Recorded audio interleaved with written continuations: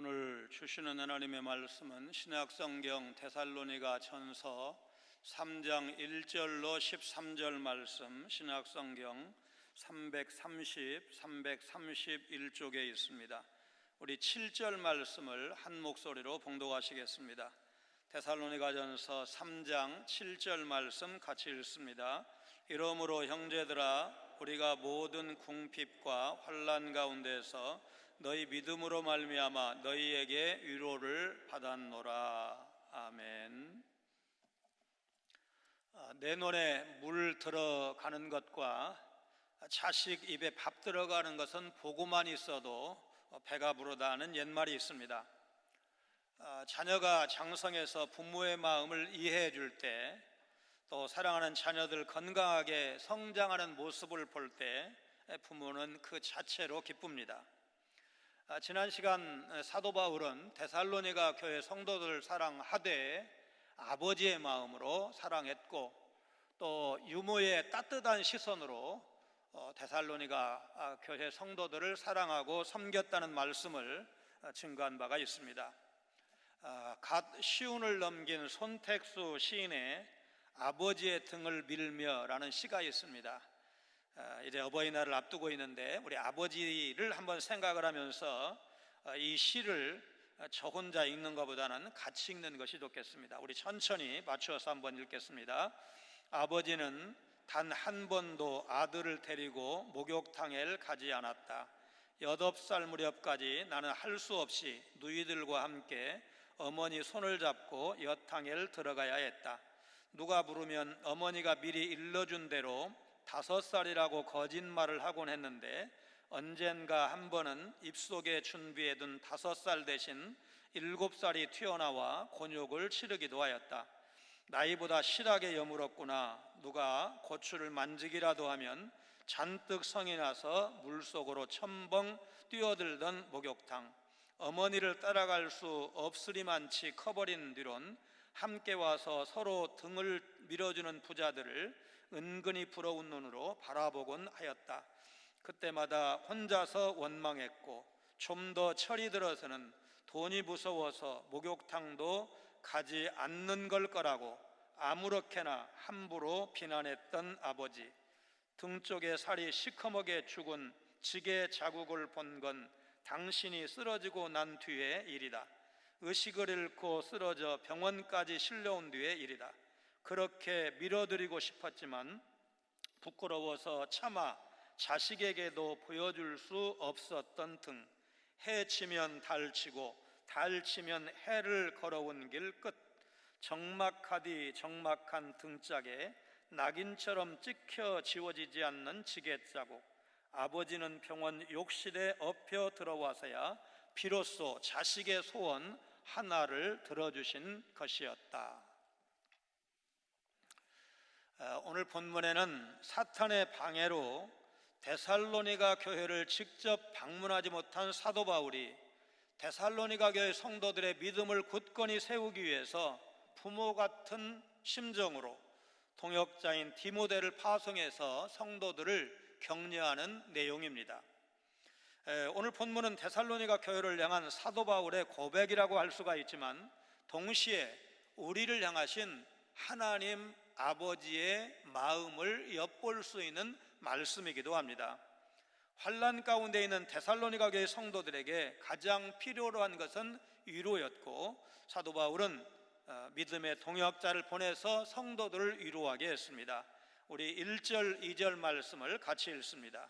이러므로 우리가 참다 못하여 우리만 아덴에 머물기를 좋게 생각하고 우리 형제 곧 그리스도의 복음을 전하는 하나님의 일꾼인 디모데를 보내노니, 이는 너희를 굳건하게 하고 너희 믿음에 대하여 위로함으로.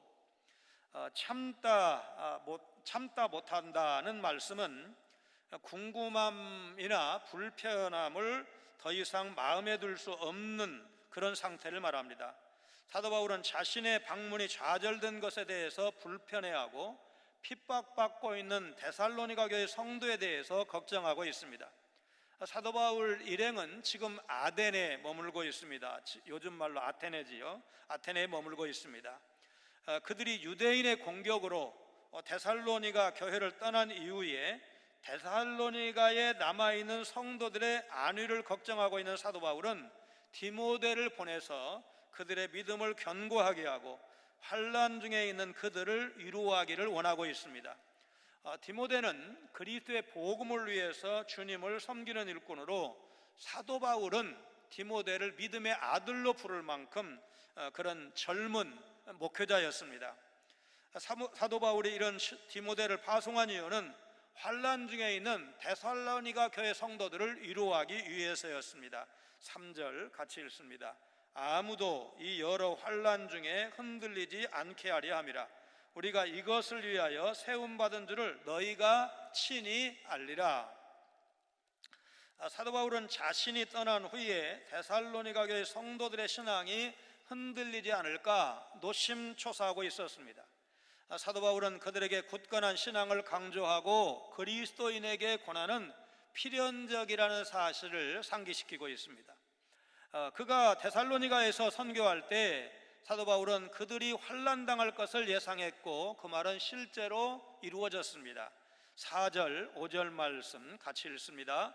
우리가 너희와 함께 있을 때에 장차 받을 환난을 너희에게 미리 말하였는데 과연 그렇게 된 것을 너희가 아느니라. 이러므로 나도 참다 못하여 너희 믿음을 알기 위하여 그를 보내었노니 이는 혹 시험하는 자가 너희를 시험하여 우리 수고를 헛되게 할까 함이니.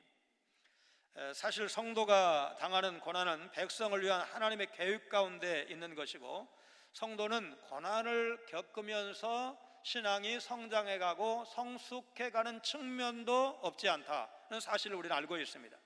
사도 바울은 그 누구보다도 이런 경험을 많이 한 사람이고, 데살로니가 교회 성도들을 걱정했기에 디모데를 보내서 성도들의 형편을 알아보고 싶었던 것입니다.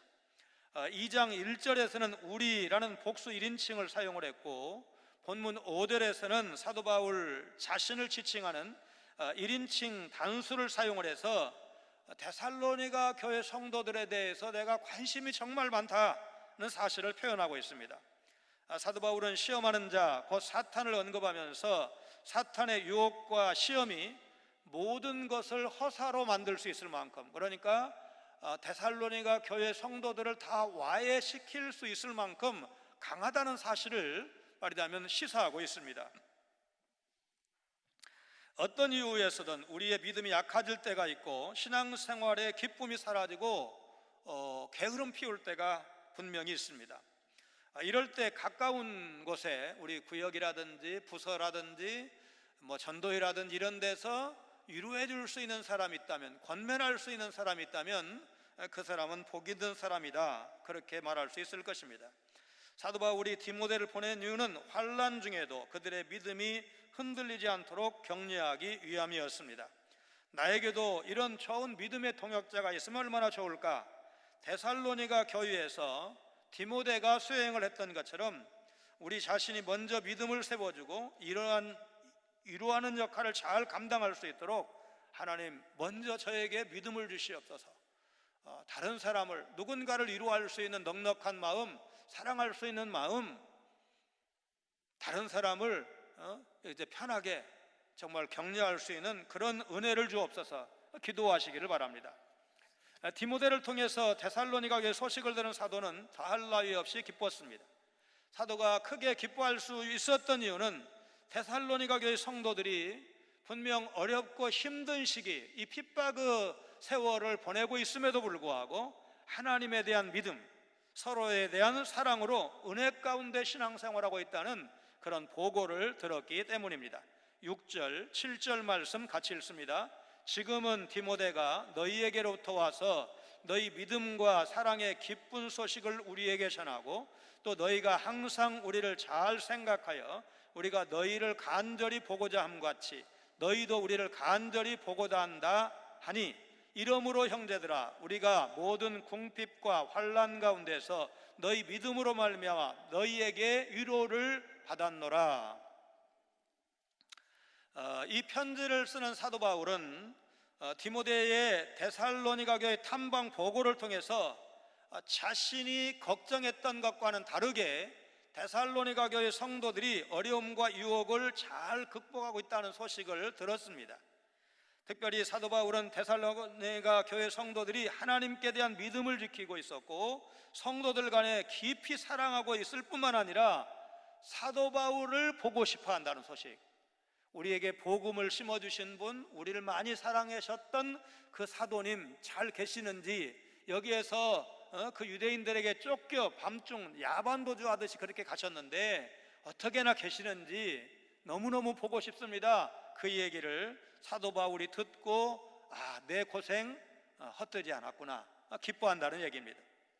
사도 바울 자신은 사도행전 17장 18장을 보면 아덴과 고린도에서 복음을 전할 때 궁핍과 환난을 겪었지만 데살로니가 교회 성도들이 환난을 극복하고 믿음에 굳게 섰다는 디모데의 보고를 듣고 위로를 받은 것입니다.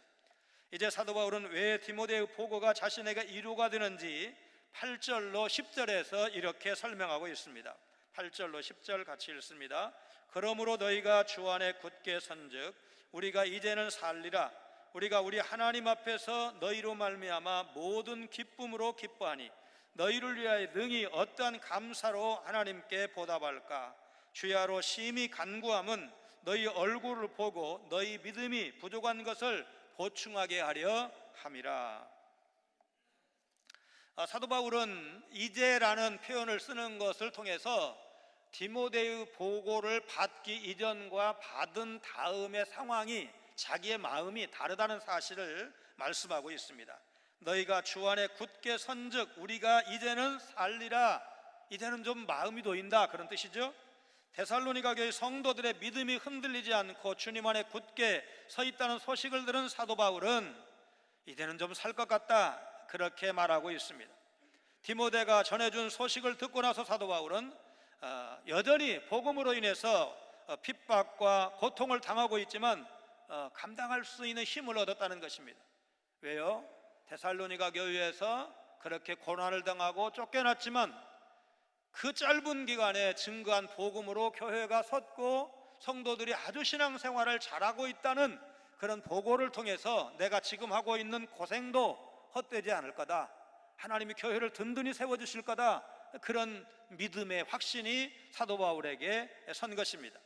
지난 시간 사도 바울에게 진정한 기쁨은 성도라고 했고, 예수님을 만나는 마지막 날 데살로니가 교회 성도들은 사도 바울의 자랑이고 영광이다. 하나님 앞에, 예수님 앞에 주님 보세요, 데살로니가 교회 성도들 믿음 생활 잘하는 거 보세요, 참 감사하지요, 그렇게 자랑할 수 있다는 말씀을 들은 바가 있습니다. 이제 사도 바울은 데살로니가의 성도들의 믿음을 위해서 기도할 뿐입니다. 그들을 직접 만나서 그들 믿음의 부족한 부분을 온전하게 할 수 있기를 바라고 있습니다. 2장 17절에서도 사도 바울은 그들의 얼굴 보기를 간절히 원했다고 했는데 그 마음을 다시 한번 강조하고 있습니다.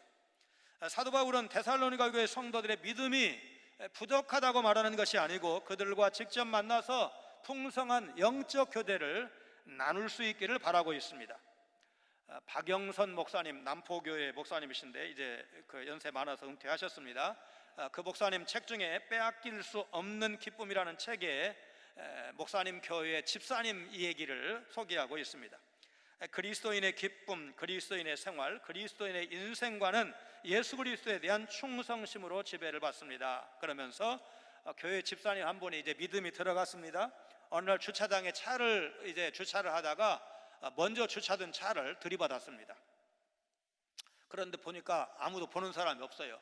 근데 이제 예수 믿기 이전 같으면 아이고 잘됐다 하고 얼른 빠져나올 텐데 그럴 수는 없어서 주차장 주인에게 찾아가서 저 차 누구 차입니까? 하니까 모르겠다는 거예요. 그리고 주위에 식당 몇 군데 들러서 혹시 몇 번 차 가지고 있는 사람 있으니까 아무도 없다는 거예요. 그래서 할 수 없이 주차장 주인에게 명함 주고 그 다음에 그 차 윈도우 브러쉬에다가 역시 또 연락처를 꽂아놓고 왔습니다.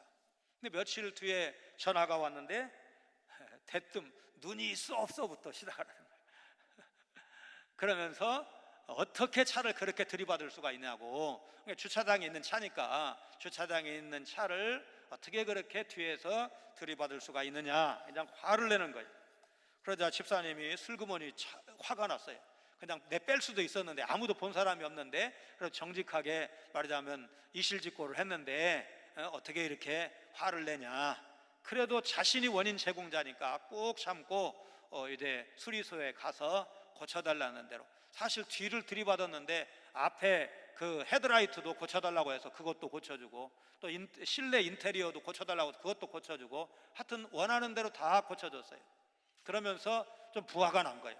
내가 다음에는 이렇게 안 할 거다 이런 생각이 들었는데, 그래도 참고 끝까지 그 사람이 요구를 다 들어줬다는 겁니다.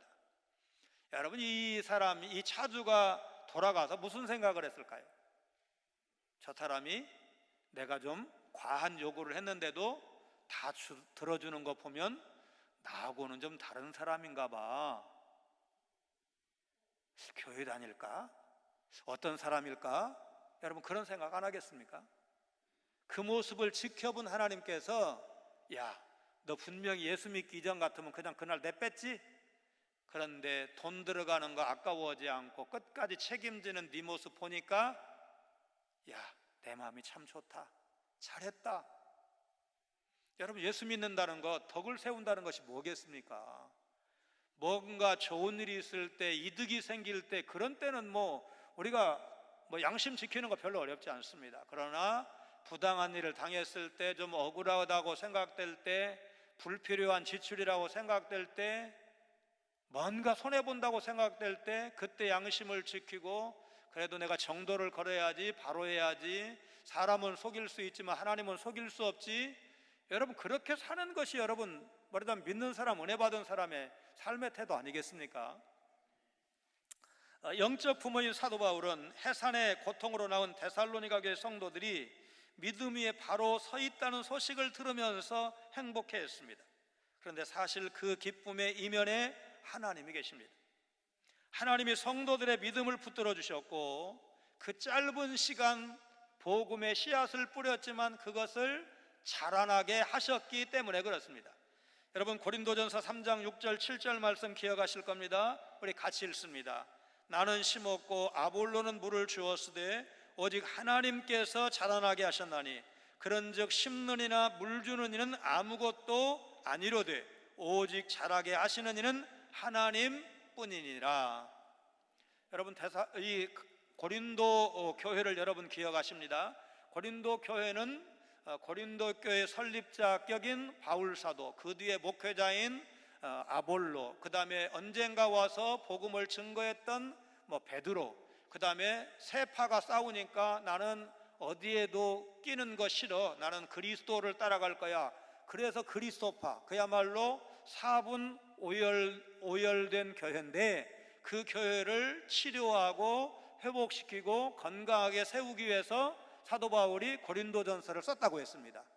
그러면 고린도전서는 대략 추후 55년쯤에 쓴 것으로 보이고, 저지난 시간에 말씀드린 것처럼 데살로니가 전서는 50년, 늦어도 51년에 쓴 것으로 본다면 한 4, 5년 뒤에 쓴 거예요. 그러면 이 데살로니가에서 겪었던 고난, 혹은 그렇게 고난 뒤에 데살로니가 교회가 목회자가 없는데도 불구하고 성도들의 신앙이 건강하게 성장하는 모습을 사도 바울은 기억을 하면서 실제로 고린도 교회를 치료하기 위해서 고린도전서를 썼지만, 그 경험 밑에는 데살로니가에서의 경험이 중요한 자산이 되었을 가능성이 높습니다.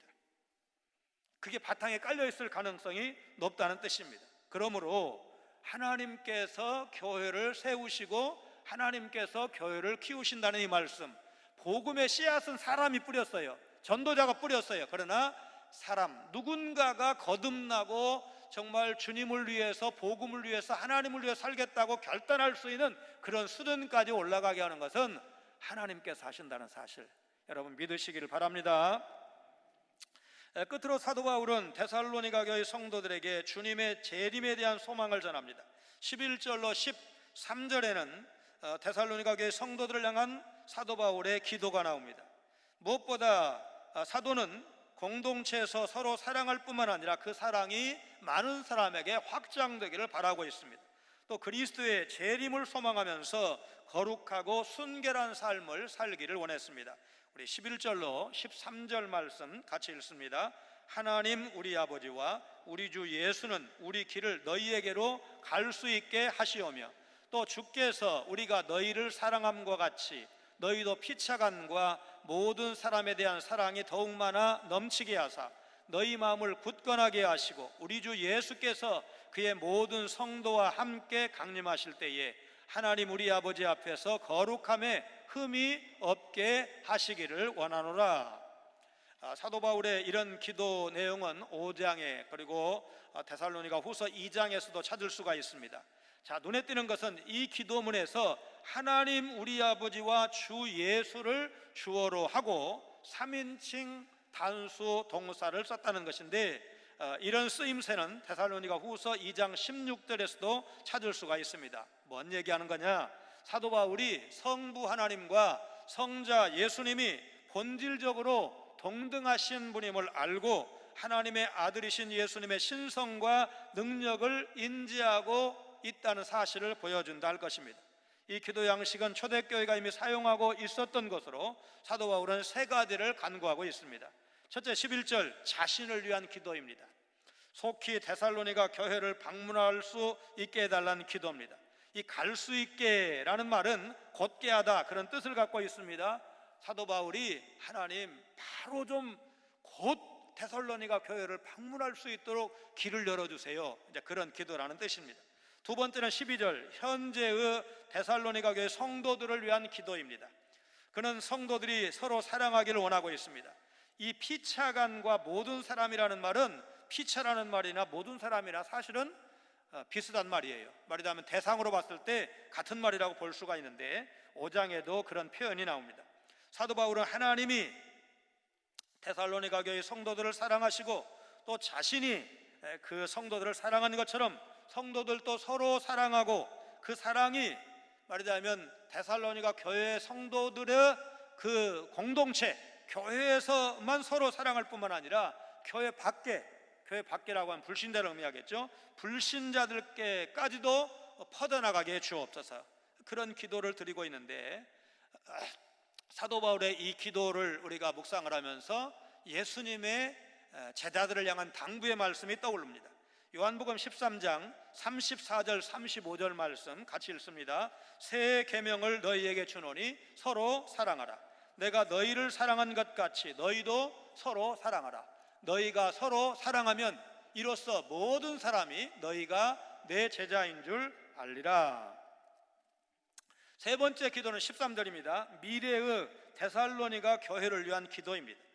예수님이 모든 성도와 함께 다시 오시는 그날, 재림의 그날, 그들이 하나님 앞에 완전한 거룩함으로 서기를 원한다는 것입니다. 이 말씀은 종말에 이루어지는 완전한 성화를 의미한다 할 것인데, 주님 재림하시는 그날 그의 모든 성도는 주님과 연합함으로 변화된 하나님의 백성을 의미한다고 볼 것입니다.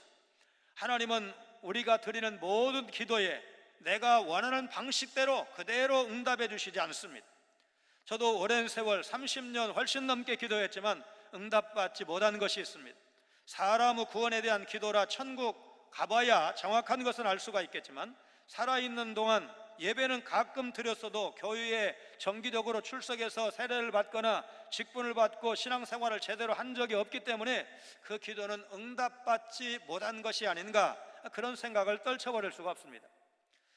사도 바울이 자신에게 있는 육체의 병을 고쳐달라고, 육체의 가시를 제거해달라고 3번이나 간구했지만 하나님은 내 은혜가 내게 족하도다, 그렇게 말씀을 하십니다. 그런데 하나님의 노우, 이 거절을 군말 없이 받아들이는 사도 바울의 신앙이 얼마나 깊은가를 알 수 있습니다. 다윗이 밧사바를 통해서 낳은 아들을 살려달라고 금식하며 기도했을 때 하나님은 그 어린아이를 죽게 하셨습니다. 그때 다윗이 후를 털고 일어나서 하나님의 노우를 받아들이고 음식을 먹고 기운을 차렸다는 성경의 증언을 통해서 다윗이 범죄하고 잘못한 거 분명하지만 역시 하나님에 대한 신뢰, 분명한 사람이구나 조금이라도 알 수 있습니다. 서울에서 교회를 섬길 때 남편은 알코올 중독에 뚜렷한 직장도 없고 자녀도 없는 성도와 상담한 적이 있습니다. 기도하면 응답해 주신다고 설교를 했는데 그 성도가 예배 끝나자마자 목사님 기도는 하나님께서 응답해 주시는 것 같은데 제 기도는 응답을 안 해 주시는 것 같아요. 그러면서 알코올 중독 상태인 남편이 술 끊고 교회에 오게 해달라고 기도했는데 여전히 술 끊지 못하고 있고 일 제대로 하지 못하고 있는 상태예요. 자녀를 주시도록 하나님 앞에 기도했는데 자녀를 주시지 않는 거예요. 그래서 제가 할 말을 잃었어요. 왜냐하면 뭐 하나라도 해결이 돼야 되는데 해결이 안 됐어요. 사실은 그 성도님은, 그 집사님은 모르지만 저하고 동갑내기야. 그러니까 이제 그때는 이미 저도 애가 셋이고 애들 잘 커가고 있고 뭐 말하자면 좀 감사한 때죠. 애들 때문에 기뻐하고 이럴 때이니까 그 집사님의 그 하소연이 참 아프게 와 닿았어요. 그리고는 결국 교회를 떠나더라고요. 일산 쪽으로 이사를 갔어요. 그런데 제가 그 교회에 한 8년 가까이 있었으니까 제가 있는 동안에 한 2, 3년 뒤에 돌아왔어요. 근데 갈 때는 둘이 갔는데 올 때는 혼자 왔어요. 그 사이에 남편이 죽은 거예요.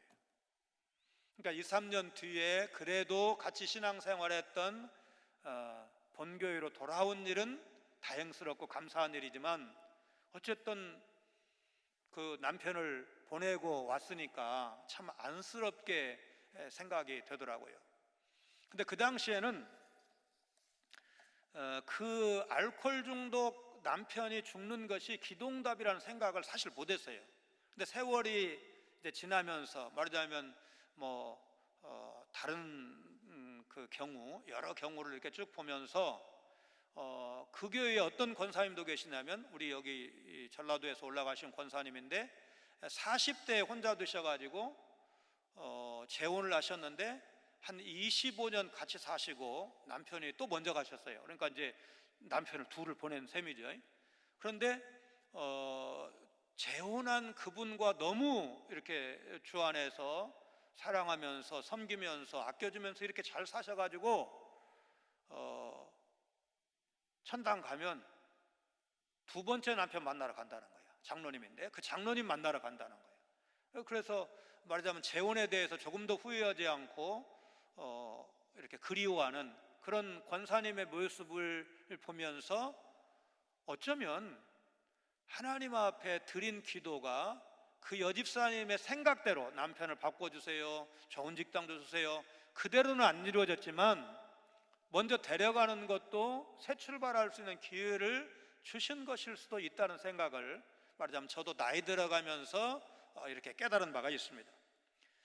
여러분과 제가 기도할 수밖에 없는 이유는 우리가 전능한 것도 아니고 완벽한 것도 아니기 때문에 그렇습니다. 어떻게 보면 정직하게 말하면 우리가 할 수 있는 일이 많습니까? 할 수 없는 일이 많습니까? 우리 못하는 것이 훨씬 더 많습니다.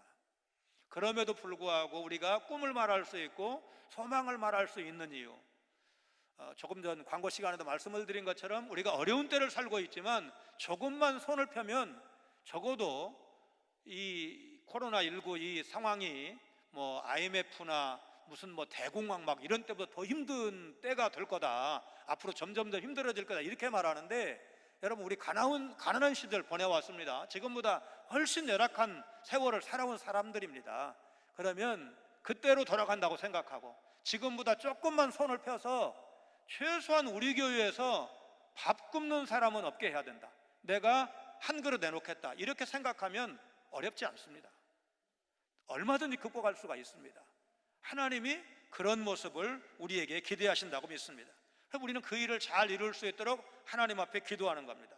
그런 의미에서 기도는 내려놓음의 영성이다, 겸손의 영성이다, 그렇게 말하는 것이 가능할 겁니다. 왜요? 살아보니까 알았어요. 젊었을 때는 내가 하면 된다, 할 수 있다, 못할 게 뭐야, 다른 사람도 다 하는데 이렇게 생각했지만 그러나 살아오면서 하나씩 배워갔습니다. 철이 들었습니다.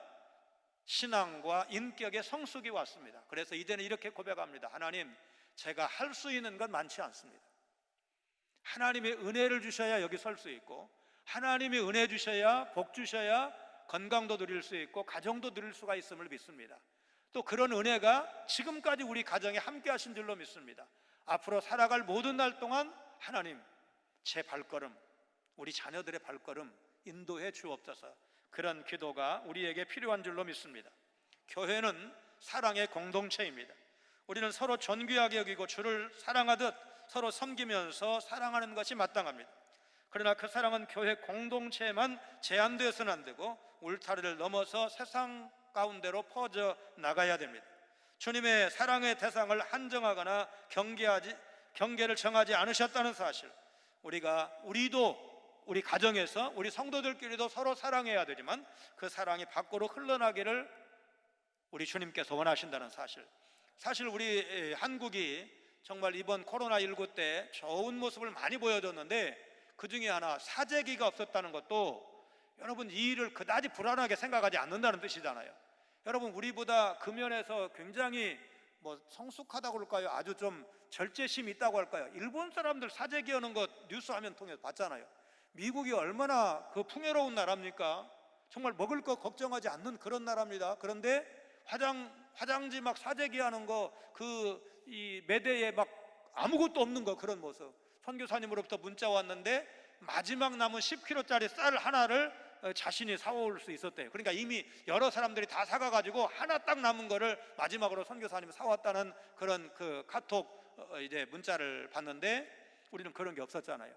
그러니까 그런 현상이 있으면 어떻게 되는 겁니까?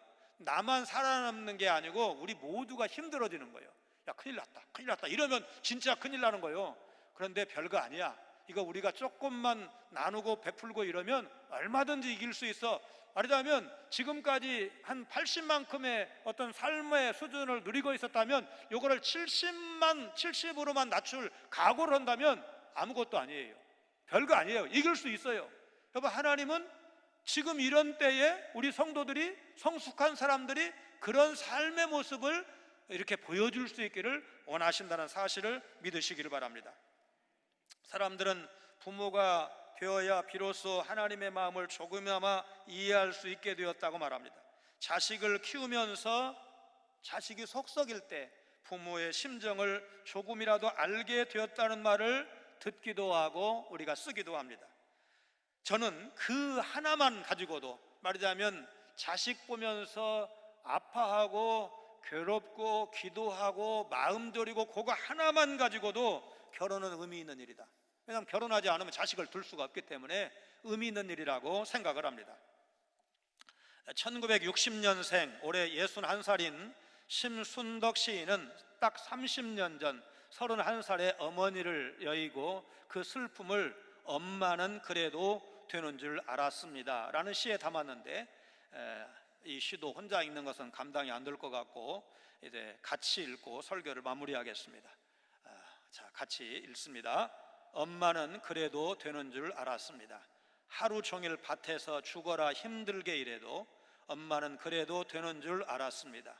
찬밥 한 덩이로 대충 부뚜막에 앉아 점심을 때워도 엄마는 그래도 되는 줄 알았습니다. 한겨울 냇물에 맨손으로 빨래를 방망이질해도 엄마는 그래도 되는 줄 알았습니다. 배부르다 생각 없다 식구들 다 먹이고 굶어도 엄마는 그래도 되는 줄 알았습니다. 발 뒤꿈치 다 해져 이불이 소리를 내도 엄마는 그래도 되는 줄 알았습니다. 손톱이 깎을 수조차 없이 닳고 문드러져도 엄마는 그래도 되는 줄 알았습니다. 아버지가 화내고 자식들이 속썩여도 전혀 끄떡없는 엄마는 그래도 되는 줄 알았습니다. 외할머니 보고 싶다, 외할머니 보고 싶다, 그것이 그냥 넋두리인 줄만. 한밤중 자다 깨어 방구석에서 한없이 소리 죽여 울던 엄마를 본 후론 엄마는 그러면 안 되는 것이었습니다. 사도 바울의 여러 편지를 묵상하다 보면 그리스도 안에서 1만 스승은 있어도 아버지는 하나라고 하신 말씀이 이해가 되고, 유모의 따뜻한 눈망울 넘어 그 뒤에 보이는 하나님 아버지의 마음을 조금씩 이해하게 됩니다. 사도 바울에게 기쁨이었던 데살로니가 교회 성도들의 모습처럼 여러분과 제가 하나님의 기쁨이 되어야 할 줄로 믿습니다. 디모데와 같은 믿음의 동역자 되어서 우리가 교회, 부서, 구역, 가정을 보살펴 드릴 때 우리 부모님 또 사랑하는 자녀들, 형제들의 믿음이 더욱 강건해지도록 우리가 위로하고 격려할 때, 우리 가정이 서로의 믿음을 세워주고 사랑으로 섬겨주는 풍성한 교제가 있는 그런 가정이 된다면, 우리 교회에 위로가 있고 격려가 있는 따뜻한 교회가 된다면 하나님께서 우리 교회를 기뻐하실 것이다. 그런 가정, 교회 만드는 일에 여러분 모두 동참하시기를 주님의 이름으로 축원합니다. 거룩하신 하나님, 짧은 기간의 수고를 통해 설립된 데살로니가 교회 성도들이 신앙생활 잘하고 있다는 소식을 듣고도 달려가지 못하는 사도의 심정을 통해 자식을 생각하는 아버지의 모습과 유무의 따뜻한 모습을 보고 듣게 하심을 감사드립니다. 자신이 설립한 교회, 어린 성도들이 믿음생활 바로 하기를 고대하는 사도의 모습에는 교회를 향하신 하나님 아버지의 마음도 깃들어 있음을 믿습니다. 자녀들을 바라보는 우리의 마음 또한 먹고 사는 것에 대한 관심도 숨길 수 없지만 믿음 생활의 계승자 되어 자손만대 복을 받는 믿음의 자녀들 되기를 소원하는 간절함도 주님께서 아십니다. 사랑하는 우리 자녀들도 부모의 기대를 알게 하여 주옵소서. 믿음의 동역자 되어 위로가 필요한 사람을 사랑하고 섬기며 위로할 수 있는 믿음의 사람들로 살게 하여 주옵소서. 어려운 때를 살아가고 있사오니 그 어느 때보다 성도의 사랑이 식어지지 않도록 우리 모두의 마음을 주장하여 주옵소서. 예수님 거룩하신 이름으로 간절히 기도하옵나이다. 아멘.